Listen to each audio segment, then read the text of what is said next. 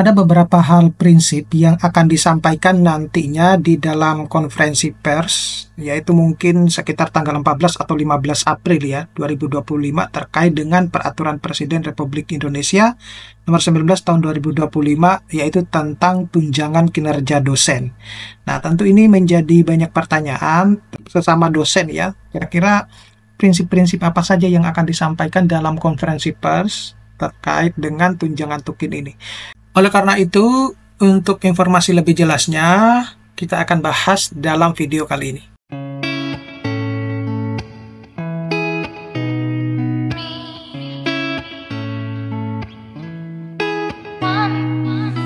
Nah, tapi sebelum kita bahas lebih mendalam, saya mau menginformasikan kepada Bapak Ibu dosen, bagi Bapak Ibu dosen yang ingin mendownload ya prompting untuk menulis jurnal internasional, jurnal nasional, maupun buku dengan cara yang lebih mudah, cara yang lebih cepat, bisa Bapak Ibu mengklik link yang ada di deskripsi dari video ini atau menuju ke bio yang ada di Instagram saya.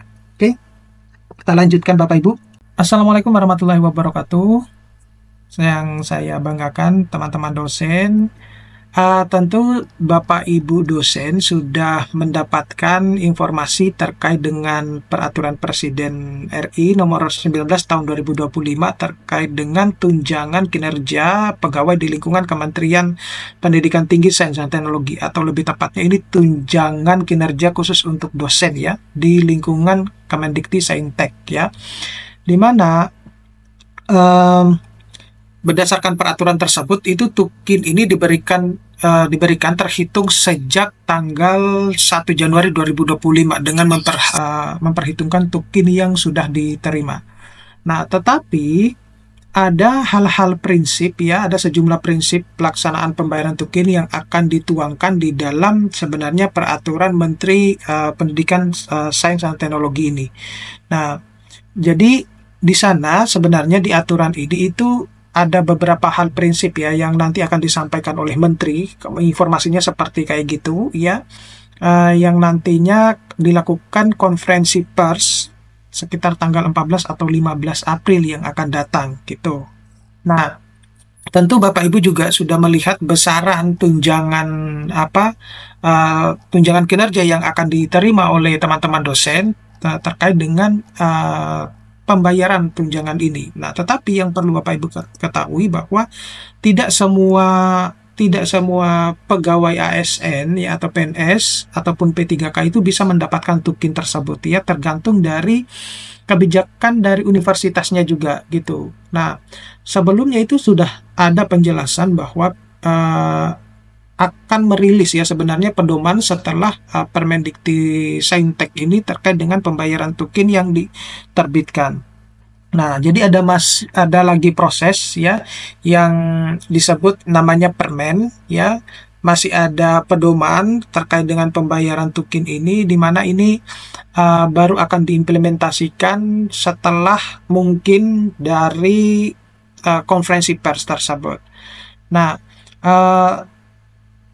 tukin melalui proses penilaian kinerja ya dan pembayarannya itu bukan proses otomatis ya gitu. Jadi sesuai dengan pertemuan hybrid ya Kemendikti-Saintek dengan pimpinan perguruan tinggi se-Indonesia, Lembaga Layanan Pendidikan Tinggi LLDikti, dan Majelis Rektor PTNNI Indonesia ya.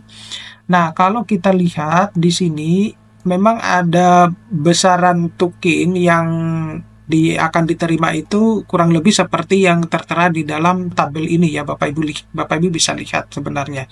Jadi Bapak Ibu itu masuk ke dalam kelas jabatan seperti apa. Nah, di situ tukin Mendikti-Saintek itu untuk yang paling tertinggi adalah tentunya yang 150% ya, dengan kelas jabatan tertinggi, yaitu sekitar sebenarnya kurang lebih 49 tapi dipotong pajak gitu ya. Nah, kemudian ketentuan tukin di Perpres nomor 19 tahun 2025 ini, jadi yang sebenarnya ini sudah pernah saya bahas di video saya sebelumnya. Ketentuannya itu adalah tentu pegawai di lingkungan Kemendikti-Saintek yang dikenakan aturan tukin meliputi ASN dan pegawai lainnya yang diangkat ke jabatan tertentu oleh pejabat berwenang. Kemudian bekerja penuh pada satuan organisasi di lingkungan Kemendikti-Saintek. Itu dulu yang harus dipahami. Kemudian, jika pegawai di lingkungan Mendikti-Saintek ini diangkat sebagai pejabat fungsional dan mendapatkan tunjangan profesi, maka tukin ini dibayarkan sebesar selisih antara tukin pada kelas jabatannya dengan tunjangan profesi pada jenjangnya. Nah, jika tunjangan profesi yang diterima lebih besar daripada tukin pada kelas jabatannya, maka yang dibayarkan adalah tunjangan profesi pada jenjangnya, gitu ya. Jadi ini kemarin juga yang ditanyakan, apakah yang sudah mendapatkan tunjangan profesi tidak akan juga mendapatkan tunjangan tukin? Yang terjadi kalau kita baca di dalam aturan ini, itu hanya cuma satu yang diberikan. Jadi disesuaikan dengan mana yang paling besar nih, apakah tunjangan profesinya atau tunjangan tukinnya yang akan dibayarkan. Nah, itu yang ini ya. Jadi tidak dua-duanya Bapak Ibu ya. Ya, itu yang saya pahami di dalam aturan ini. Jadi kalau misalnya saya salah, silakan Bapak Ibu berkomentar ya. Saya di-cross check ya terkait dengan hal tersebut. Nah, kemudian tukin ini diberikan terhitung sejak tanggal 1 Januari 2025 dengan memperhitungkan tukin yang sudah diterima, gitu ya.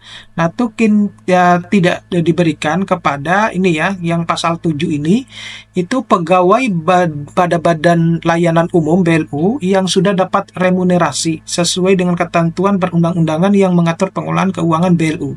Nah, ini yang sedang ramai juga ya, terutama juga termasuk di dalamnya adalah PTNBH ya. Di mana kenapa kok rame ya? Jadi PTN-PTN yang sudah menerapkan remun itu pada akhirnya isunya ya, itu tidak lagi akan menerapkan remun.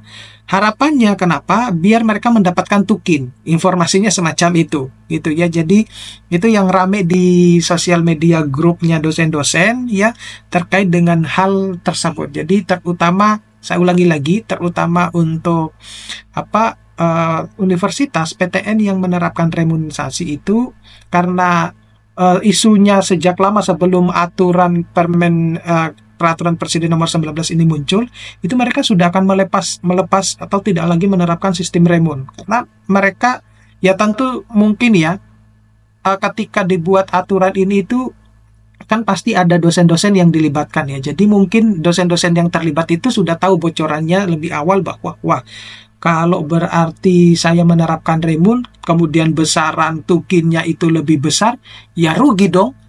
Yang itu. Jadi akhirnya mereka, PTN-PTN yang sudah menerapkan remun itu pada akhirnya berkeinginan untuk tidak lagi menerapkan remun, dan harapannya bisa mendapatkan tukin. Gitu ya. Itu sesuka-suka kalian lah. Gitu.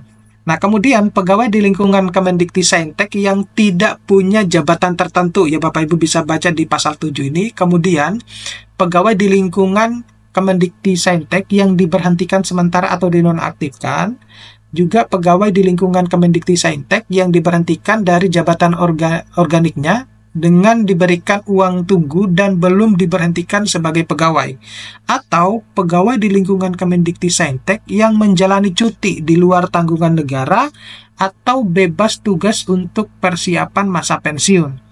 Nah, tukin ini itu akan diberikan setiap bulan.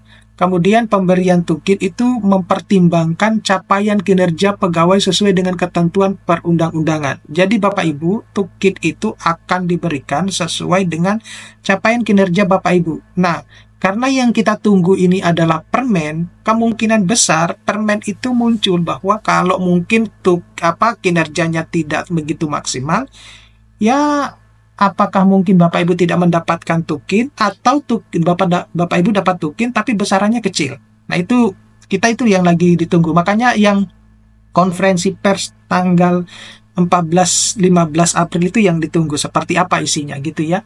Nah, kemudian tukin ini dikenakan pajak penghasilan Bapak Ibu ya. Jadi apa yang tertera di dalam